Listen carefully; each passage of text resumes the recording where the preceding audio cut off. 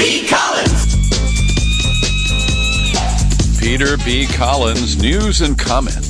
It's Wednesday, December 19th, 2018. Donald Trump has done something I approve of, generally. He is ending Barack Obama's blunders in Syria by announcing the withdrawal of the 2,000 American troops that are on the ground there today. Now, this sets up a very interesting situation, because I'm loath to praise Donald Trump for almost anything. But I am encouraged that he overrode the advice of John Bolton and his Defense Secretary James Mattis and said, nope, we are not going to leave American troops in Syria any longer. Now, it's complicated, but let me begin by saying that Barack Obama used the mythology that he could run a dual-track operation, or perhaps triple-track if you include all the covert operators, by targeting the Assad government and the Islamic State simultaneously. And with the myth that there was a moderate group of rebels that could be properly trained to take on both of those adversaries, and that the U.S., with its proxy support from the Saudis, from the Emirates, it was a huge clusterfuck in Syria. And Obama, who listened to the right instincts and the right advisors and didn't commit massive American troops to the war in Syria, nevertheless accepted a lot of bad advice about covert operations, starting back in 2011 or 2012. And this has led to a situation where Trump's instincts, I think, have been correct. That we don't belong there, we cannot contribute to stabilization of Syria, and he wanted to pull out last April. But that's when Bolton had just come on board, and the Pentagon apparently persuaded him to wait. Now, there are consequences to this. I believe that it is the right move to remove American troops from Syria. But it's going to leave the Kurdish fighters, who are the most effective proxy warriors for the United States. They are going to be slaughtered. Now, part of the reason I think Trump decided to do this now is that he has accepted that Turkey's strongman leader Erdogan is going to take steps to wipe out the Kurds, who are right across the Euphrates River from Turkish territory in Syria. And so a bloodbath will follow. And I take no pleasure or certainly no solace in that knowledge. But this is the price that has to be paid to the piper, and the piper in this case was named Obama. And so I think that Trump is correctly cutting losses. Now, it's also fair to argue that this is a new form of wagging the dog. He's making a military maneuver to distract people from his own personal distress here at home, where he can't get his border wall. There are what the corporate media loves to count, 16, 17 investigations underway against him and his cronies. And so he is desperate, there's no question about it. But we're told that John Bolton is livid. And when John Bolton is livid, I'm smiling, friends. That's all I can tell you. And so there are good points being made by the Pentagon. They say this would betray the Kurdish allies who fought alongside U.S. troops, and that this in the future could hamper efforts by the United States to use and abuse mercenaries. Well, these aren't true mercenaries, but, you know, these kind of proxy fighters or people that we use to advance corrupt U.S. policies in different parts of the world. And it was just a week ago that the U.S. envoy, who was in charge of the Islamic State war, Brett McGurk, said that continuing to train Syrian security forces, that is the work of American forces, will take some time. Now, this is such bullshit. We've been hearing this for years, in Afghanistan, in Iraq, and now in Syria. And the idea that you can train people, that's all it takes. You just got to show them how to use all our high-tech gear and how to play soldier. That is no substitute for a true desire to fight for one's country or for a cause. And so as we've tried to prop up these failed governments in places where we have or continue to occupy, it is simply a lose-lose proposition. And so we'll see how this plays out. But I do fear that Turkey, which has no mercy, will slaughter the Kurds. And I don't know what we can do about that. Now, one of the other issues is that they're saying, well, Obama pulled out of Iraq too soon. And there's a lot of bullshit behind that, too, because the real story is that Obama wanted to leave at least 10 or 15,000 U.S. troops in Iraq, but he was blocked by the Iraqis. And so he settled for second choice, which was to execute the George W. Bush exit plan from Iraq. And he did it on Bush's schedule. And then it was Republicans who came back and hammered him and said, oh, we should have left more troops there because, well, I don't think they had a good rationale, but it was a way of using hindsight to blame Obama for executing the plan that Bush had created. So this will certainly play out, and it'll be interesting to see, because the whole reason that Bolton and Mattis wanted to keep U.S. troops there is part of the strategy to ultimately start a war with Iran at the behest of our nominal ally, Israel. And this reduces the U.S. footprint there. It gives an advantage to Iran, to Russia, and to Turkey. And they're seizing that. Because on Tuesday, Russia, Turkey, and Iran made an agreement to start a committee of 150 people that will work during 2019 to create a new constitution for Syria. Now, of course, we don't know if Bashar al-Assad will accept this as a transition for him to ultimately leave. I have no indication that he is ready to concede power. But what this points up is that the U.S. is not a player in the post-war whatever that happens in Syria. And after all of the covert operations, all of the sleight of hand, to pretend that we're not really fighting in Syria, but gosh, we've got our covert operators, we've got our paid proxy fighters. So this is an ugly chapter, and it had to end some way. And while it is rare for me to support a move of Donald J. Trump, I'll take this one. Now, you remember when Hillary Clinton was Secretary of State, and she had to make a trip all around the world to apologize to world leaders after then Bradley Manning provided WikiLeaks with a series of State Department cables. They were not top secret, but they were deeply embarrassing. Well, there's a whole new set of these cables, and by the way, today, cables are really emails with maybe a little encryption on them. And maybe a little, extra script that says this is a cable, this is a diplomatic email. But there was a hack that's being blamed on China's People's Liberation Army.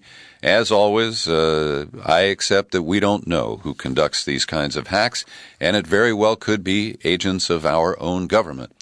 But these hacked documents were released to a group called Area 1, which we are told was founded by 3 former top people at the NSA.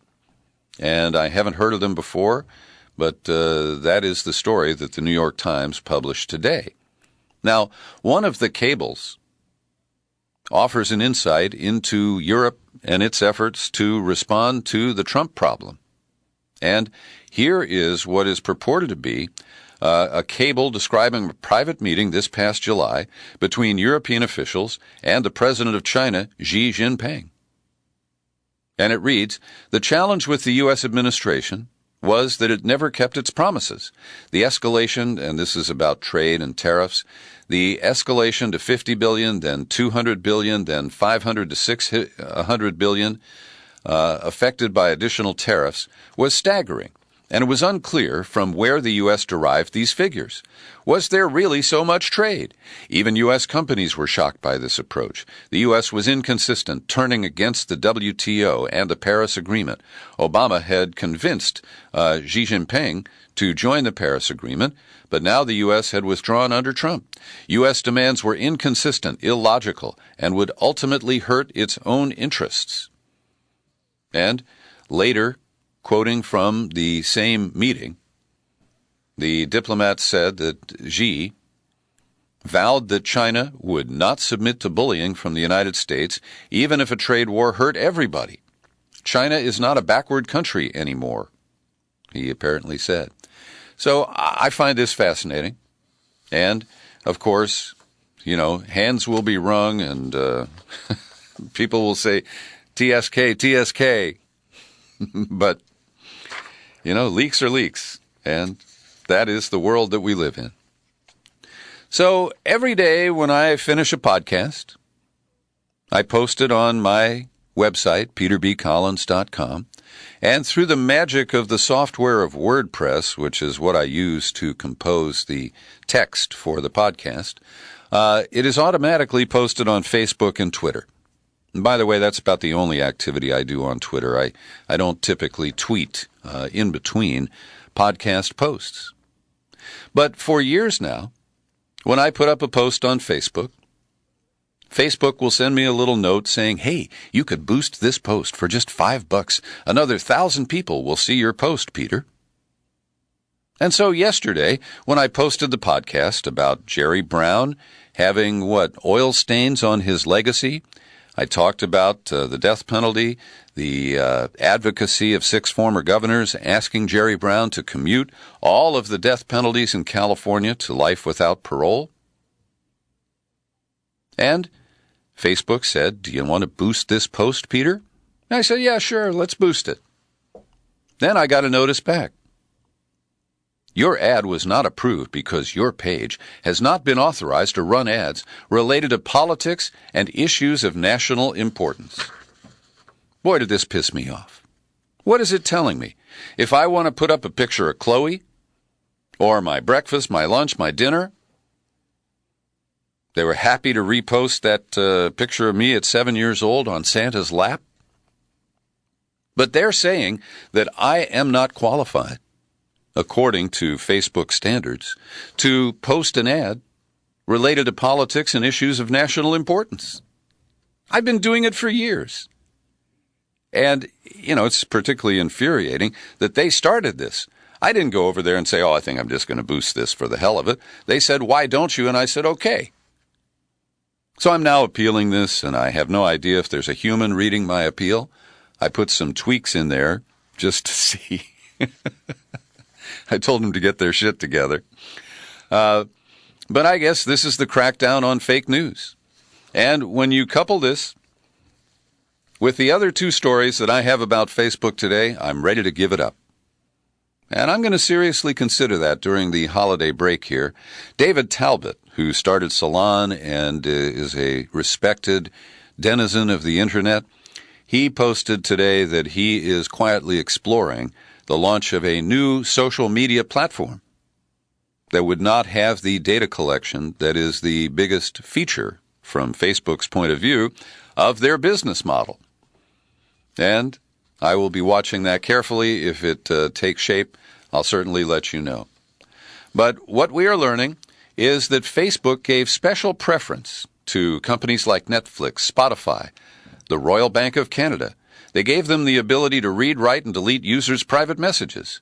Microsoft, Sony, and Amazon the ability to obtain email addresses of their users' friends as recently as last year. And it gave Apple and other device manufacturers the ability to build special features that plugged into the social network. And they swapped our data in exchange. Now, Facebook has always asserted, and I believe them because I don't have any other evidence, that they do not sell our data to third parties. They loan it to them. And what do they get in return? Well, they get more traffic, they get more ads, their ads are worth more, they make more money at our expense. So the New York Times, in a lengthy expose published today, went through hundreds of Facebook documents. The records generated in 2017 by the company's internal system for tracking partnerships provide the most complete picture yet of the social network's data sharing practices. Pushing for explosive growth, Facebook got more users, lifted its advertising revenue. Partner companies acquired features to make their products more attractive. Facebook users connected with friends across different devices and websites. But Facebook also assumed extraordinary power over the personal information of its 2.2 billion users, control that it has wielded with little transparency or outside oversight. Facebook allowed Microsoft's Bing search engine to see the names of virtually all Facebook's users' friends without consent. And this move that allowed Netflix and Spotify to read our private messages. You know, I resisted the Facebook Messenger feature until they forced it on us. I couldn't update the app on my phone without accepting Messenger.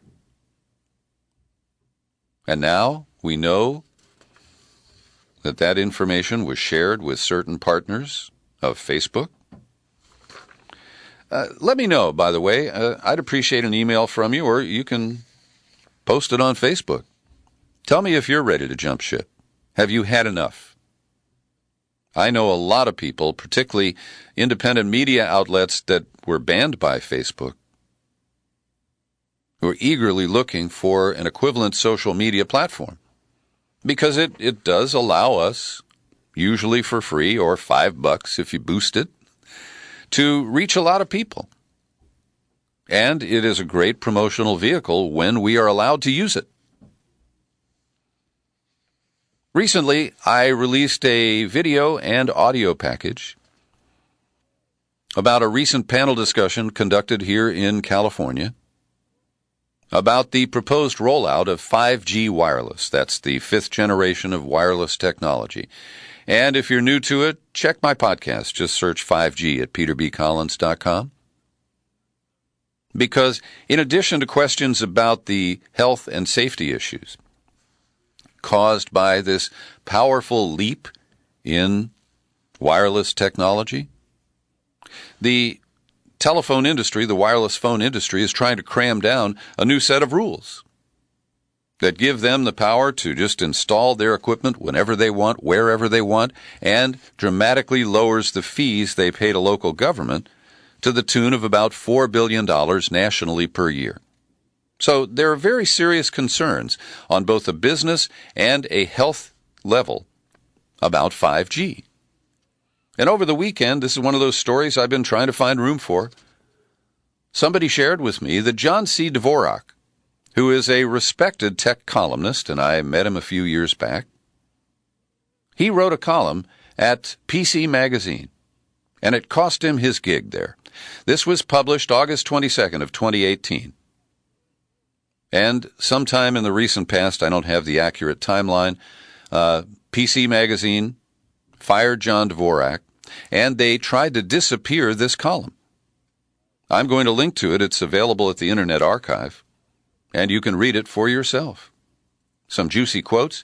If you read the barrage of scary literature about 5G mobile phone tech, specifically the use of millimeter wave frequencies to transmit data, you must conclude that it is a bad bet. I'm not saying this because the technology does not work. It's a bad bet because so little is known about the effects of millimeter waves. While these frequencies only permeate a small fraction of the human skin, the epidermis, the effect on the cornea, in particular, needs serious research. Because the industry is too cheap to study the health effects of the technology itself, it lets this sort of product out the door despite the fact that it's already been weaponized by the military. These frequencies are so poor at traveling long distances, they need a transmitter on nearly every telephone pole and light pole to make 5G work. As usual, the most arrogant technology industry is caught flat-footed at the negative reaction. It always figures that the stupid public will buy into anything new and jazzy if it makes their handheld phones seem a little faster, and even pay more for the privilege of the upgrade. One of the many ways the industry has made all this work in the past is by quick implementation, followed by, hey, look, it works, nobody was killed. That cannot happen with true 5G, which needs all these mini towers all over the place. That leaves plenty more time for the public to get a clue and be freaked out. And here in San Rafael, California, the city council passed a measure last night. No, it was Monday night, which requires 500-foot spacing between cell towers. We're told that 5G can't go beyond 300 feet.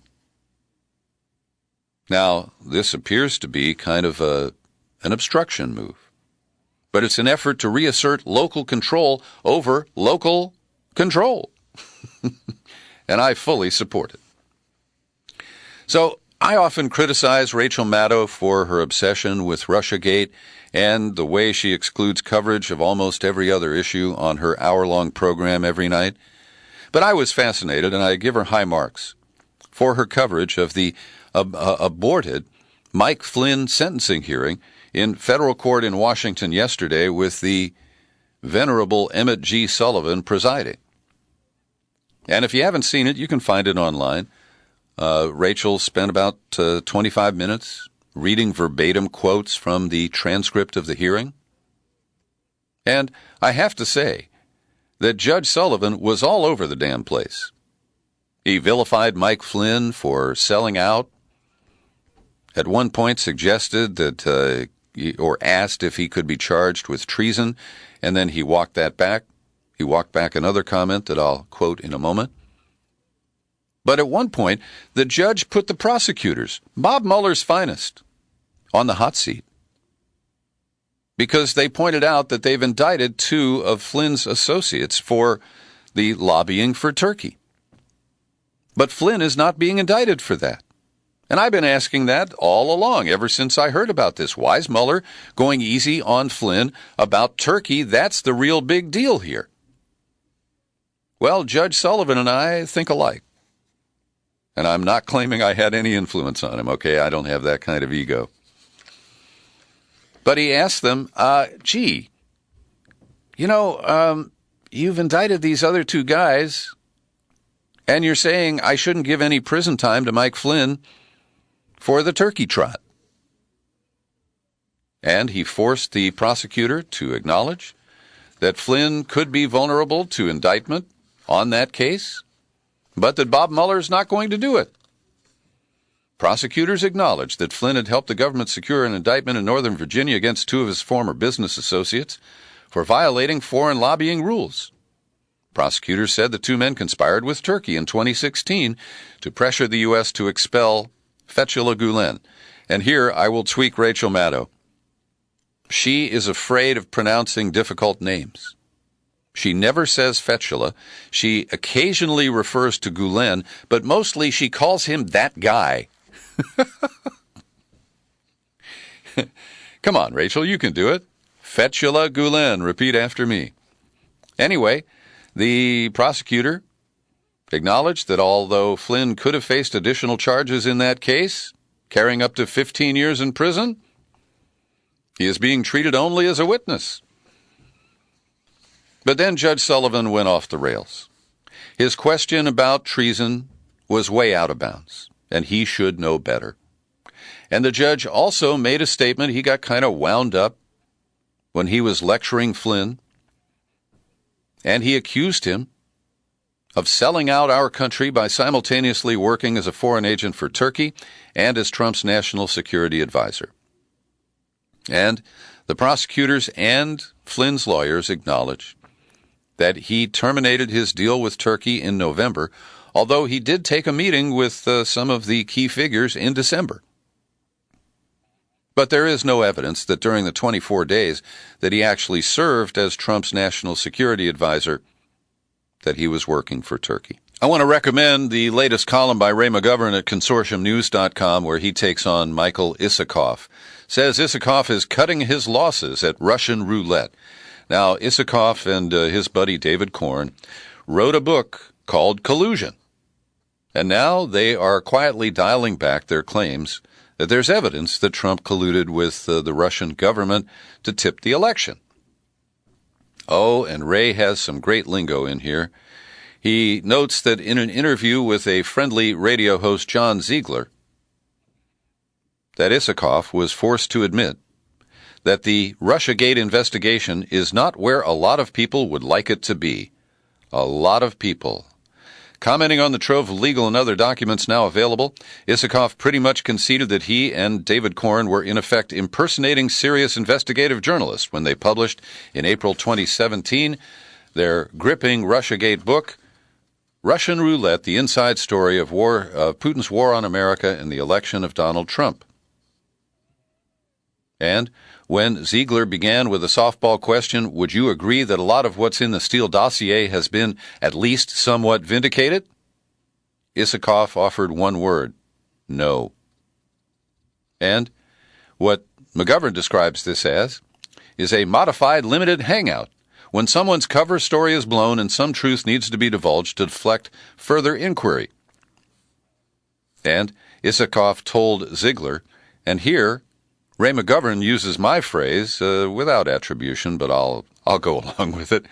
Isikoff told Ziegler that unless St. Robert Mueller can summon a deus ex machina to provide some actual evidence linking Trump or his campaign to collusion with Russia, former Isikoff acquaintances like Ray might legitimately ask, what the hell happened to you, Mike? So it's a great column, and I encourage you to follow the link and read it. Now that I praised Rachel Maddow and then slammed her a little bit, there's one more item I've got to mention. On her Monday night show, after the reports that the Russian troll farm targeted African Americans, she just flatly, without context, said Russia hacked the American electorate. And that is such an abuse of her power, because you can't hack people's minds. You cannot hack the public. You can hack a network, you can hack a machine, you can hack a digital file. But to use that language in such a sloppy and provocative way really bugged me. As Congress lumbers into recess and says goodbye to the Republican-dominated House, the Senate Republicans have signaled that the standoff over Trump's wall funding is not going to shut down 25% of the government at the end of this week. At least that's the way we read it. And what was fascinating, I listened to Rush Limbaugh for a few minutes this morning. He was playing a recording of an interview he did with Trump. Trump phoned in before the midterm elections. And what was funny about it is that Rush can't hear and Trump doesn't listen. So they were both talking at the same time as Rush is trying to kiss Trump's ass and Trump is trying to talk about how, shutting down the government before the election, after the election, and kind of evaluating the benefits to him. But hearing those two talk over each other was great fun for me. Yesterday, the Senate approved by a bipartisan large margin this bill called the First Step Act. And let me say that I welcome it as an alternate to doing nothing. But as you're about to hear, there are significant criticisms that this bill is very weak. It only affects about 4,000 people. Nobody automatically gets resentenced. It does have some benefits. They're no longer going to shackle pregnant inmates while they give birth. They're going to limit solitary confinement for juveniles. And the Bureau of Prisons is being advised to place prisoners as close to their homes as possible. That's never going to be enforced. But there are 4 changes to federal sentencing laws that are good. Unfortunately, in the final negotiations, they are not retroactive. So the bill is, like I say, better than nothing. But as you will hear from the critics, like Natasha Leonard, who writes effectively about prison issues at The Intercept, she fears that this will be the only step, that after the senators are busy congratulating each other for this traumatic change, that they'll just say, well, we don't need to do anything more about this. And, of course, it does revise the differential in sentencing for crack and powder cocaine, the Joe Biden contribution to American incarceration. But Leonard writes that the First Step Act, it functions as a compromise precisely because it is not a challenge to the carceral state. here in the U.S. And over at Truth Out, a good op-ed by a man named James Kilgore, who admits that he spent a year with an ankle bracelet. Not sure why, don't need to know. But he said that the change in cash bail laws, particularly here in California, and the First Step Act, both promote the use of ankle bracelets and electronic monitoring, which comes at a heavy price. The person who wears it pays as much as $35 a day for the privilege of having that gizmo on your ankle.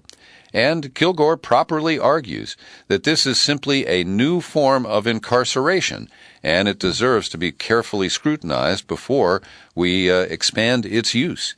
He also notes that with GPS enabled, that these are like a Fitbit instead of just a passive device, and that it can report much more than just your location.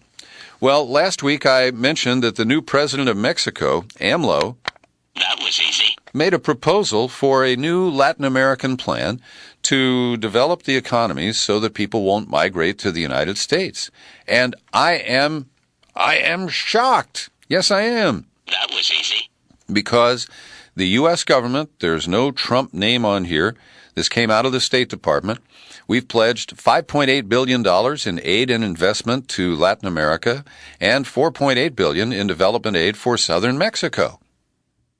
Now, nobody's coughing up money for a wall, but this is a reasonable move and a way to create healthier economies south of the border and reduce the pressures that drive people northward.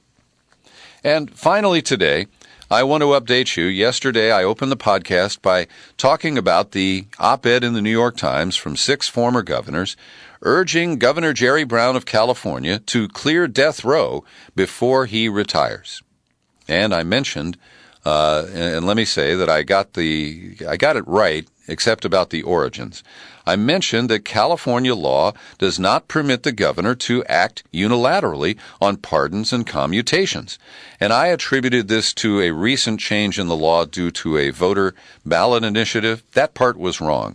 It turns out that a 19th century provision of the California Constitution requires the governor to gain approval from a majority of the Supreme Court to grant clemency for someone who has at least 2 felony convictions. And that means that currently the Supreme Court, which only has 6 out of its total 7 members, they voted to deny a parole, actually a pardon, that the governor had granted to 37-year-old Bori Ai. Ai was born in Cambodia, a place where he has never lived.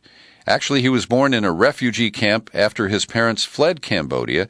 He came to Stockton. He survived that school shooting in 1989 that was part of the song by the Boomtown Rats. I don't like Mondays. I hate Mondays, whatever that was. Anyway, this man, I, was pardoned by Governor Brown, and then the Supreme Court overruled it, saying that the governor had abused his authority. Now, they didn't give a vote count on the justices, so the governor is appointing his senior legal advisor. He is scheduled to be confirmed on Friday, and a fresh vote might provide the margin to approve Brown's pardon of Bori Ai and prevent his deportation to Cambodia. It's a fascinating story, and I'm sorry that there are those restrictions on the California governor's pardon powers. Thanks for listening to my daily news and comment podcast. You're free to share it far and wide. You'll find it on YouTube. I'm Peter B. Collins. Happy trails to you until we meet again. Happy trails.